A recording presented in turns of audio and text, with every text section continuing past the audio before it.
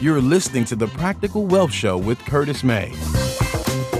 All right, hey guys, welcome to another episode of the Practical Wealth Show. So I have Mr. Mark Podolsky, and Mark has been on the show before, and it's such a but we hadn't talked in, I don't know, probably a year and a half, 2 years. And I just wanted to get an update on what's going on. So he's known as the Land Geek. He's got a great book called Rich, and he's widely considered to be the country's most trusted, foremost authority on buying and selling raw land, undeveloped land today. Mark is going to share his journey into the world of buying, selling, and leasing raw land as an investment. Okay. So remember, what is our focus? Cash flow is the name of the game. He has actively invested in real estate and raw land for almost 20 years and has completed over 5,000 transactions in that time. So this is not just something he just stumbled into. He's like, hey, let me try this. He's going to talk to y'all about this. He's the man. Okay. And by this is how I always say it in Philly, Mark. And he's the man. And so Mark, welcome back to the Practical Wealth Show. Curtis May, great to see you, brother.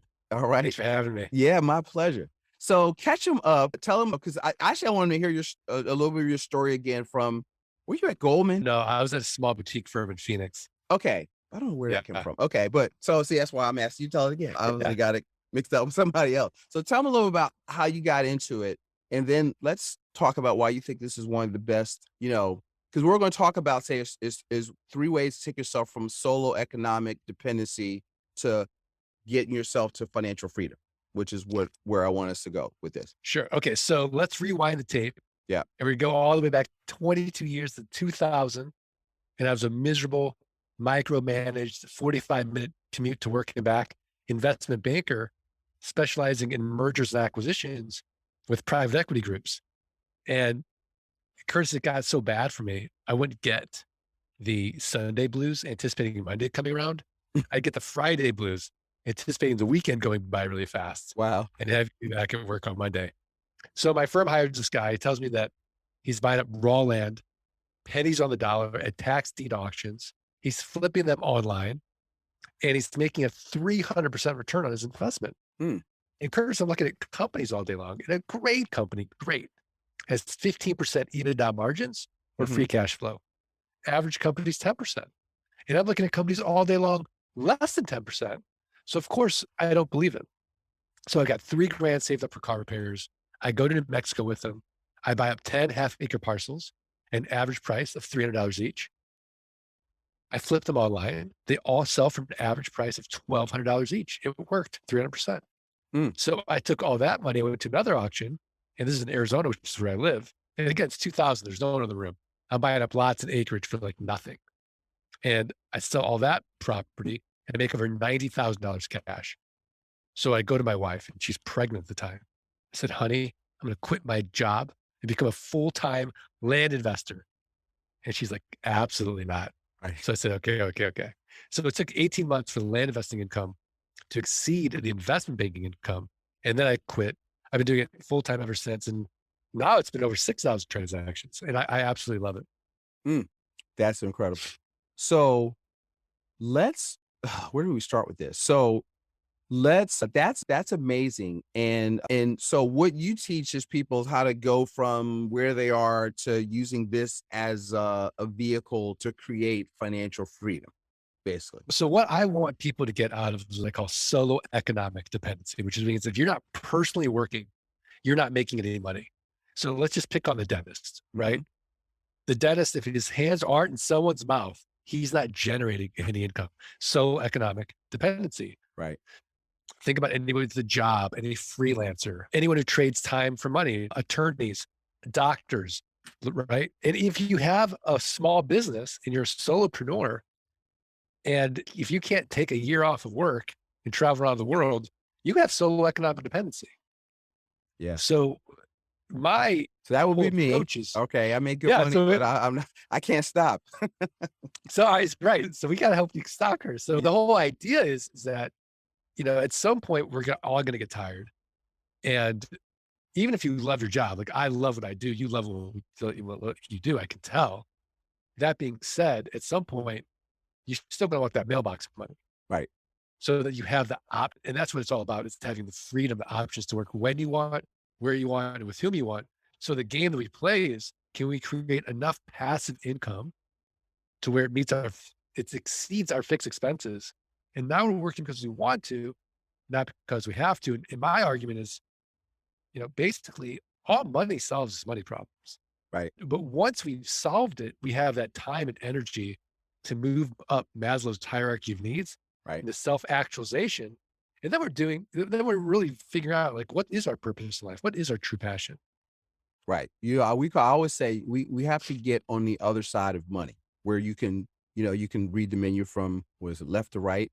Right. Yeah, right. But have the time freedom. And so I like to tell Mark, I work with people that are business owners. And one of the things I say, listen, you want to become economically independent from the business. Like, so if you shut the business down, you still should be rich, or you should still be financially free. And you should be working on that alongside you building your business. I love it. Absolutely. And so this is a way to do that. So can you give, I guess I want to talk about the 3 ways to free himself from that solo economic dependency. And I want to get a little bit tactical because we're saying flip raw land. And what does that mean? What is that process? Okay. So I'm going to walk you step by step through the exact process of what I do. And when you're done, Curtis, you should be able to flip a piece of raw land.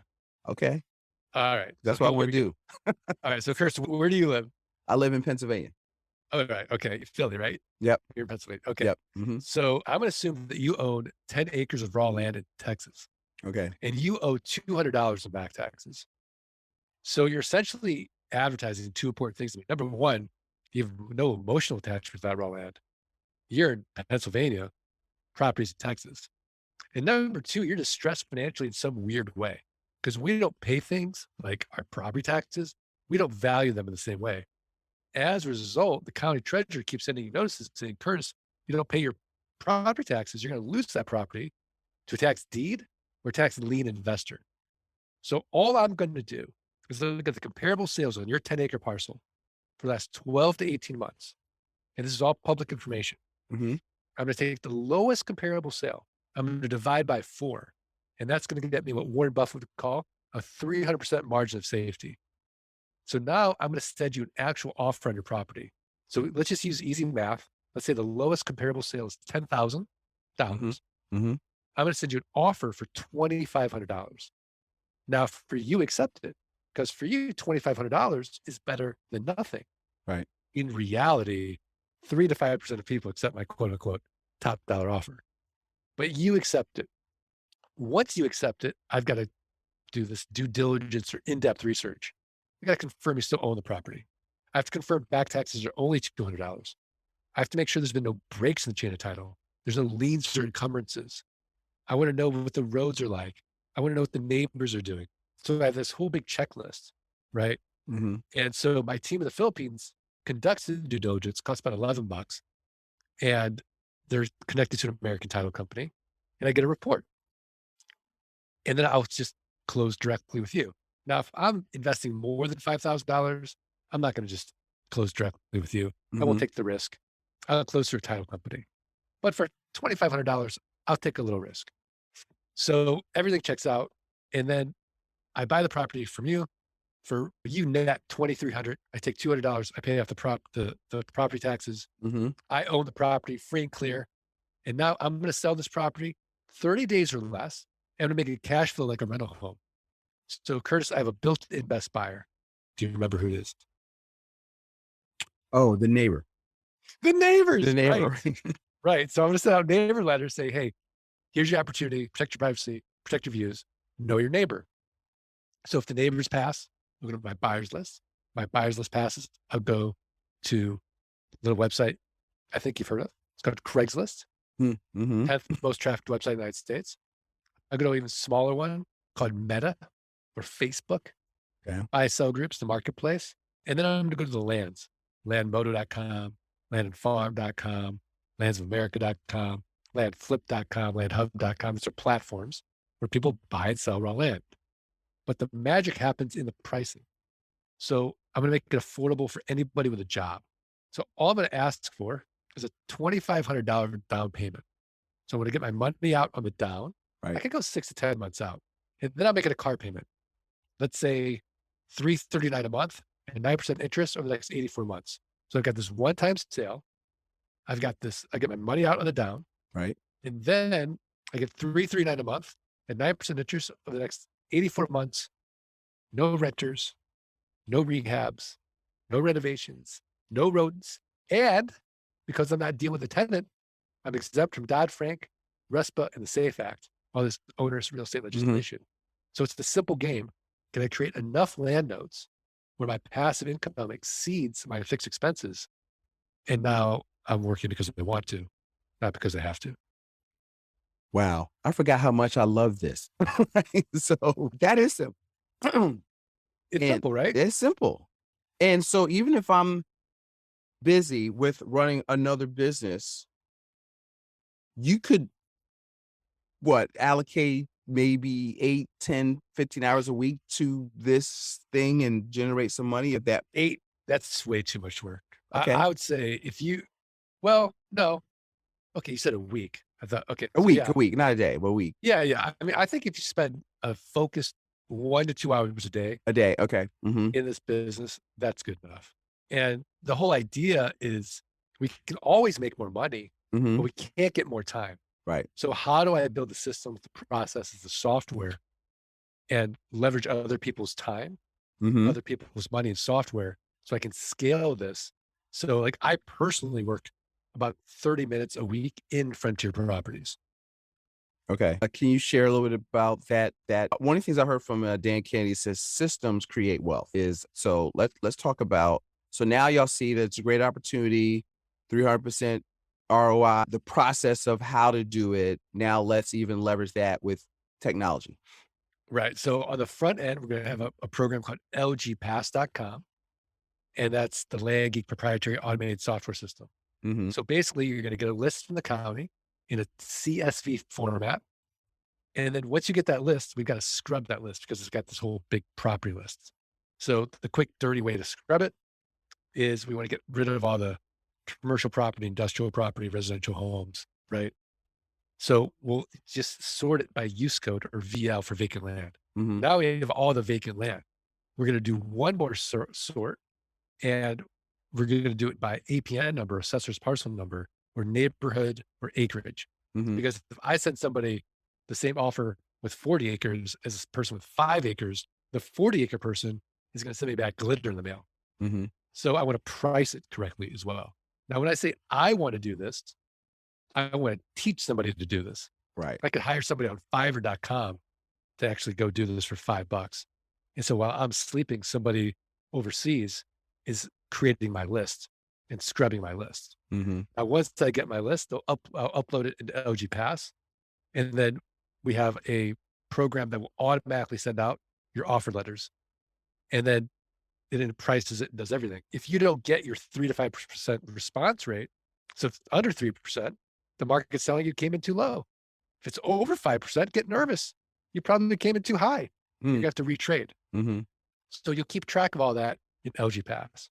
So then once that, you do the due diligence phase. So it takes you through all the 5 stages, all the way to contracts in that software system. So, I just solved my own pain point, right, and created this for everybody. And then on the back end, to manage the notes, I've got to get a down payment and I got to collect the monthly payments via ACH right, checking account, okay. right? Mm-hmm. That's called geekpay.io. So those are the 2 main software programs. So geekpay.io is just a set forget it software system. Mm-hmm. There's all the notifications. The borrower can go in, make a prepayment. They can see their current balance. It eliminated all those questions I used to get on Sunday. Hey, what's my current balance? How do I make a prepayment? Or have to do all the math like through Excel. And Right. I was like, wait, am I advertising this correctly? You get nervous. So it does all the math for you as well. Does all the notifications. It's amazing. It is amazing. Yeah. Yeah. So once you have that, then you've got to get the people in place. So Kurt, if I had to hear another story from the seller that wanted to tell me the story about why they bought the property, what they're planning to do on it, why they're selling it, I was going to, throw up. Right. So you hire what we call an intake manager. So the intake manager takes those calls, screens the sellers. Sometimes sellers just want to call and yell at you about the offer. Sometimes they're confused about the offer. So the intake manager does the screening. And then they put that information into LG Pass. Now we have a deal. Once it goes to the intake manager, it goes to the due diligence team, which will be in the Philippines. They'll fill out that property report. And then the acquisition manager will be the third person to confirm, okay, we've got a deal. They will then close with the seller. That will all be done through LG Pass with contracts and set up there. And the deed, all that good stuff. Now you own the property. Then the acquisition manager will put it through to the marketing team. The marketing team will then start setting up our ads in all over, from email to Facebook to Craigslist to posting on the land's websites. And then from there, once we start getting the leads in, the acquisition manager handles those leads, closes on those sales, then hands that off to another virtual assistant in Jamaica who will process that sale through LG Pass, do the contracts, set everything up in GeekPay, and we do it again. And that's how we scale it. Wow. I mean, that is a great second business. Not including mailing. Our average client has about $1,000 to $1,500 a month in fixed expenses. Okay. For the software and the people. Mm-hmm. Okay. And so what are have we covered the three ways, or we kind of went into and I love the detail, the tactical stuff, because the opportunities there. So Mark just gave you the how, the why, which is you free yourself from solo economic dependency. The how he just described, maybe the what. We'll always frame stuff in the Simon Sinek, the golden circle, why, right. and then, so I'm trying to figure out where I'm at in the golden circle when I say that, of why we're doing that. And then, what are the three ways, or have we started covering that? I want to make sure. Well, so the first way is, as far as like the structure. So you could buy a piece of land, 25, 30 cents on the dollar. Okay. And you can sell it for cash. Okay. Right. Mm-hmm. I don't want to sell it for cash. Why don't I want to sell it for cash? Why don't you want cash? We have what good is it? Right. And it's a one-time thing and it's done, one and done. Right. I mean, we've got another job for ourselves. Now we got to take that cash, we got to pay taxes and do it again. Right. So you can do it initially if you have a cash problem. But I would say that if you have a cash problem, you're not asking the right question. So you're making a statement, right? Statements stop us. The statement is, I don't have enough money. Well, okay, now we don't have enough money. But if we ask a question, how can I find money to buy an asset, 25, 30 cents on the dollar? Mm-hmm. Oh, now our brains are going to work to solve that problem. Right. And I promise you, there's so much money out there to solve that. And, just a quick way to even do that is, you can do it on a credit card. There's a company out there called Fund and Grow. You can find money that way. So I would say you got a friend who's got 0% in the bank account. Mm-hmm. You give them 10%, pay him quarterly. They're super happy. You're super happy. So ask yourself your question. Okay, how do I find the money to do this deal? So now I'd have to do a cash deal. The second way is to buy wholesale and then sell retail. So maybe I don't want to spend, or I should say invest money on the front end of this business, which would be getting the list, scrubbing the list, pricing the list, sending out offers, doing the intake, and doing the due diligence. What if I could eliminate all that? Well, that's just buying a wholesale. So now I go to a wholesaler that's already done all that work for me, and I'll just send them a check. Now I'll double check their work, make sure I'm not overpaying, check the comparable sales, make sure the market's there. But if I buy it wholesale and then sell it retail, that's great as well. Right. So now I can start making that passive income. Now, am I going to make 300 to 1,000% margins on average? No, you might make, 400 to 800%, on terms. On terms. So If you're selling for cash, you make maybe 100%, but no one's going to get upset. Right. Yeah. Yeah. But you're selling a car payment. So it's easy for them. They've acquired some property and what allows you to leave your job is reoccurring passive income. Right. Right. And so the last way is we want to sell just traditionally, like what our model is. We want to buy it 25, 30 cents a dollar.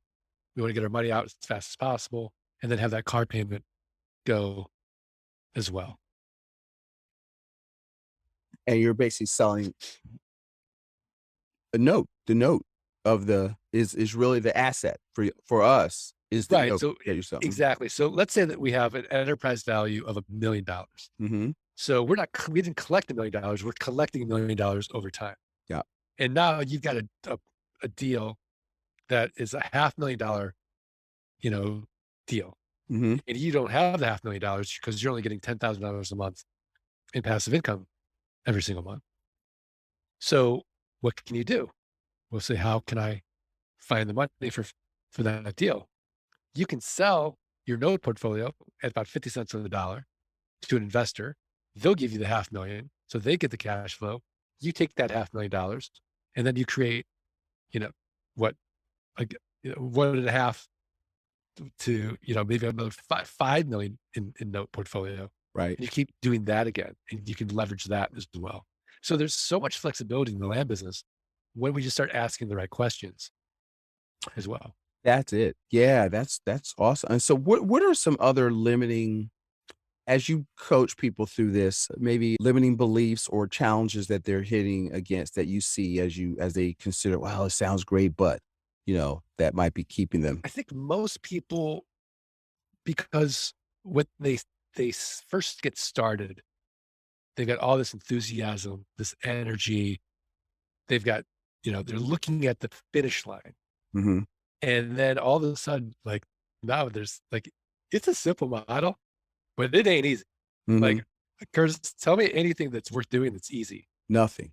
Okay. Right. That's what I want y'all to hear. Easy that's why we always say investing is not about buying something. It's about becoming. See, Mark is really showed you all the business, and business is work.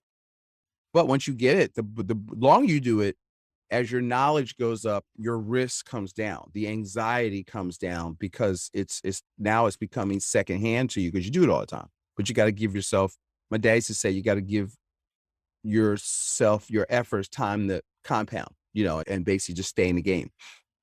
Exactly. So what happens is, adults who are really successful and really confident in one area of their life think that automatically they should be really good and confident in this other area of their life, Right. but they're babies in it.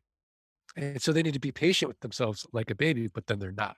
Yeah. So what happens is they say, oh, I'm not good. Their limiting belief is, oh, I'm not good at this. This isn't fun. This is really hard. And what happens?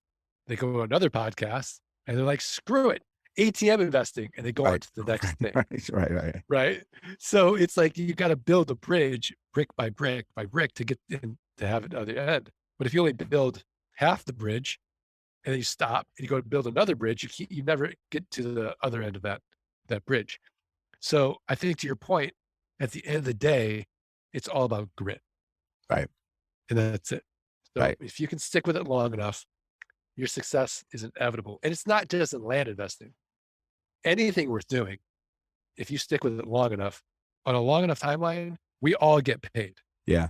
Yeah. Right. I mean, I've been doing land investing for 22 years. I've never looked at any other asset class except land investing. Not that I, shiny object syndrome. It's not that I don't have it. Of course, I think tons of things are interesting.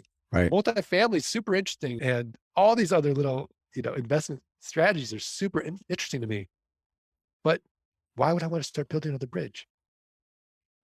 Right. That's where people will come at me with stuff. I was like, like to my mind, my first best investments in my primary business, but then it's like, all right, I want another thing outside of that.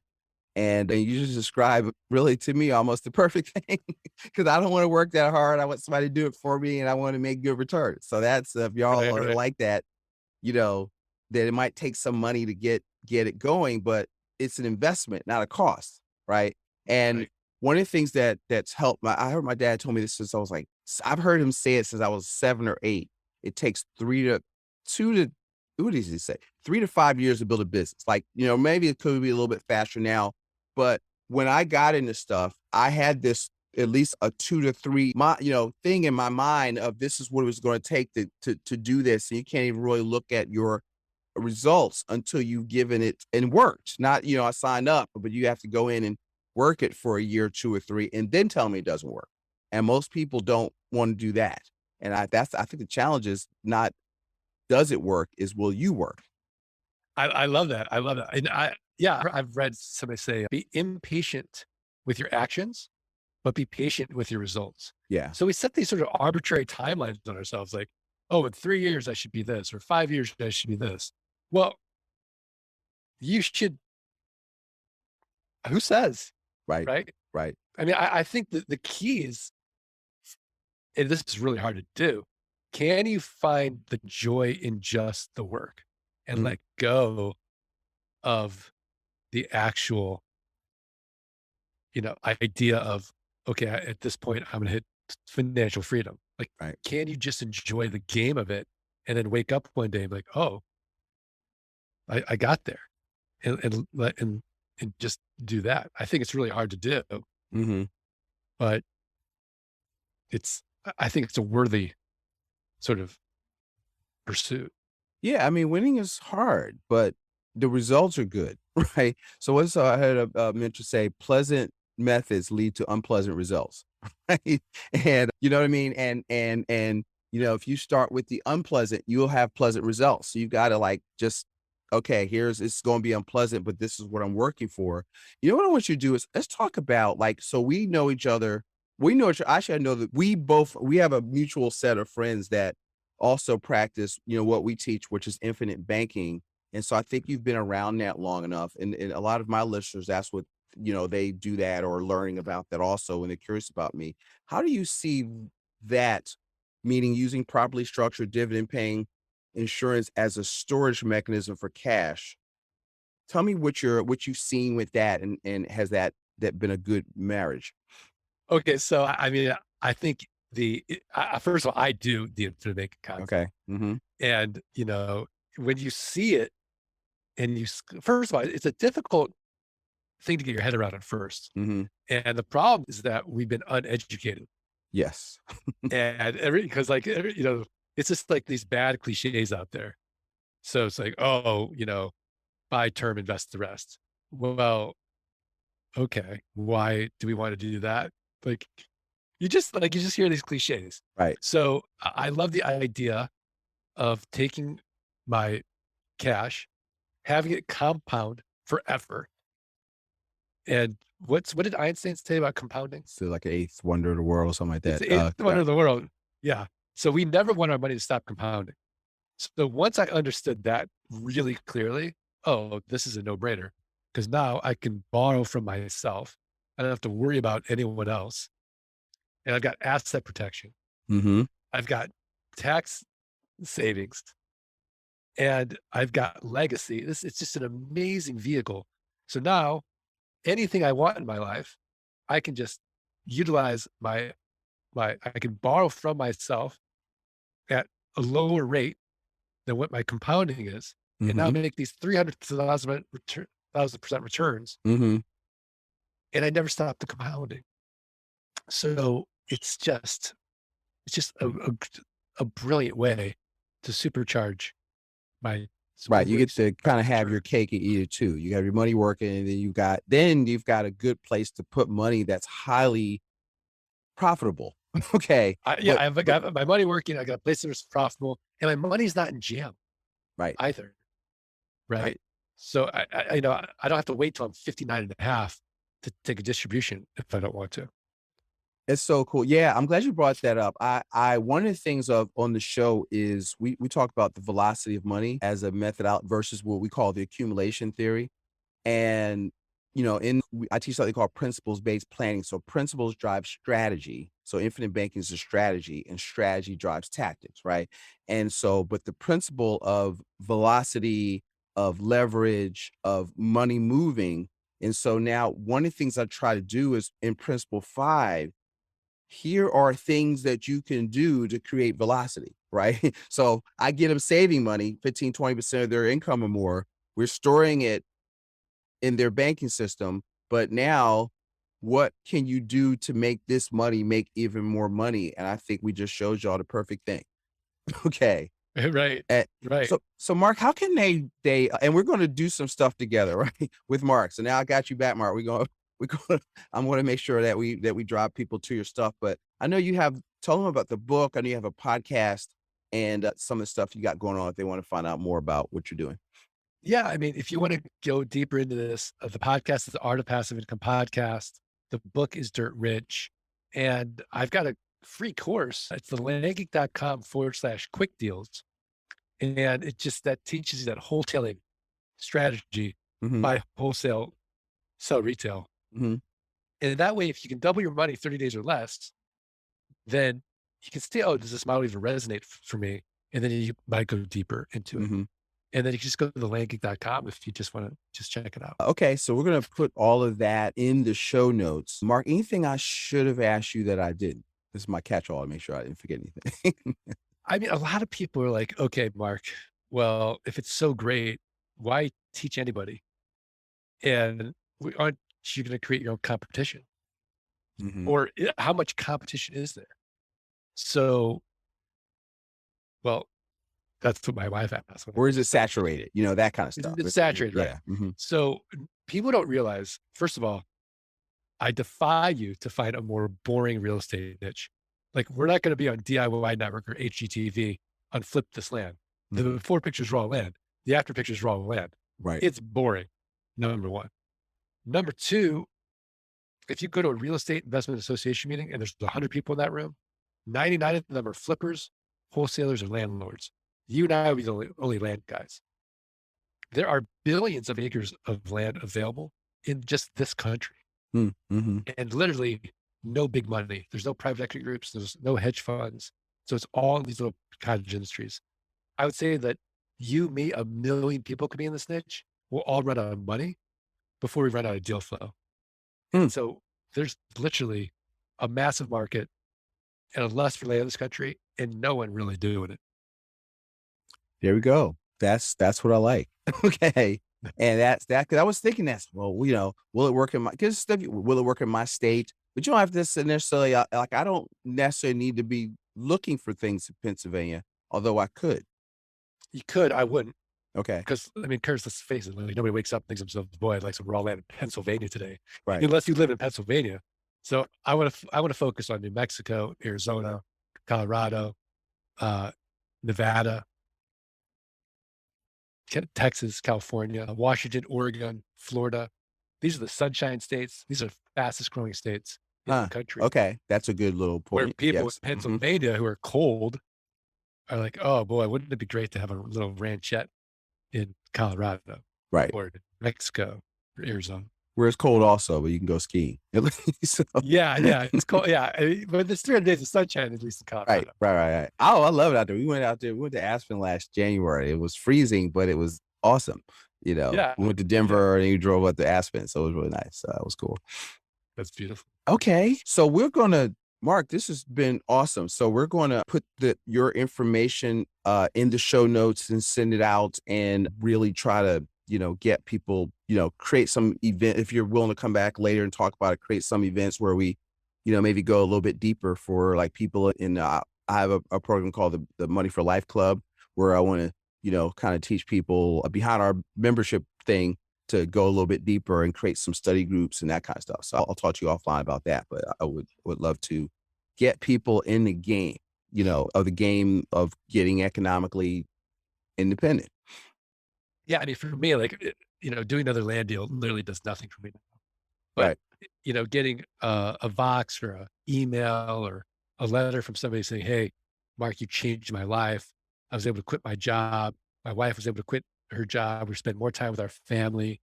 We're able to do things we really want to do in life. That's really what is my big why now, is to free people. I want to free 1,000 people before I die. All right.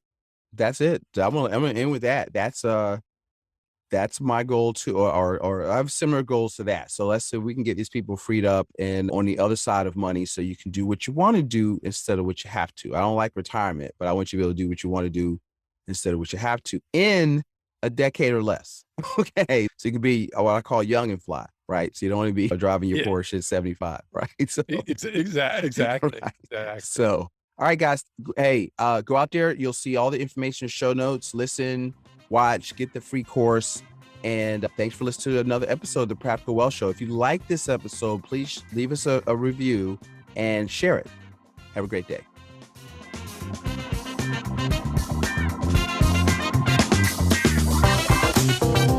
Thanks for listening to Practical Wealth. To access the show notes and resources, go to practicalwealthshow.com. To get your questions on the show, go to practicalwealthshow.com.